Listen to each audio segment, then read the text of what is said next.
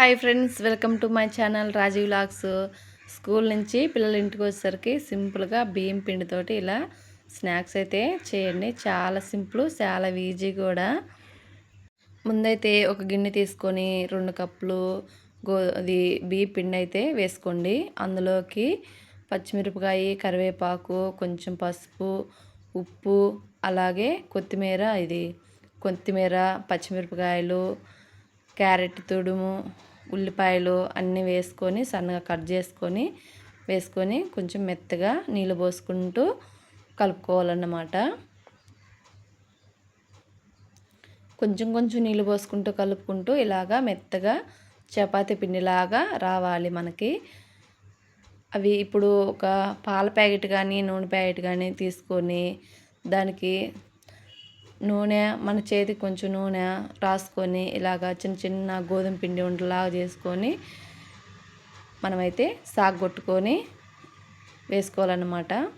ఇప్పుడైతే నూనె కాగిన తర్వాత మనం సాగొట్టేసిన ఇవన్నీ ఈ రొట్టెలు అయితే మనము నూనెలో వేసుకోవాలి. అటు ఇటు కొద్దిగా క్రిస్పీగా నూనెలో కాల్చుకుంటే సరిపోద్ది. ఒక్కోటి మీకు ఏ సైజు బట్టి కొంచెం చిన్న అయినా చేసుకోవచ్చు, లేదంటే కొంచెం పెద్ద అయినా చేసుకోవచ్చు. ఒక్కోటి సాగొట్టుకుంటూ ఒక్కోటి వేసుకుంటూ అలాగా తీసుకొని వేసుకోవాలన్నమాట.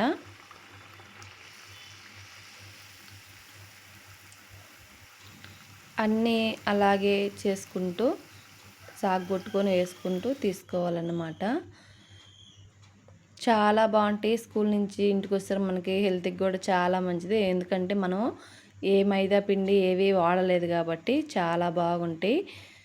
వేడివేడిగా తింటుంటే సాఫ్ట్గా చాలా చాలా మృదువుగా చాలా బాగుంటాయి.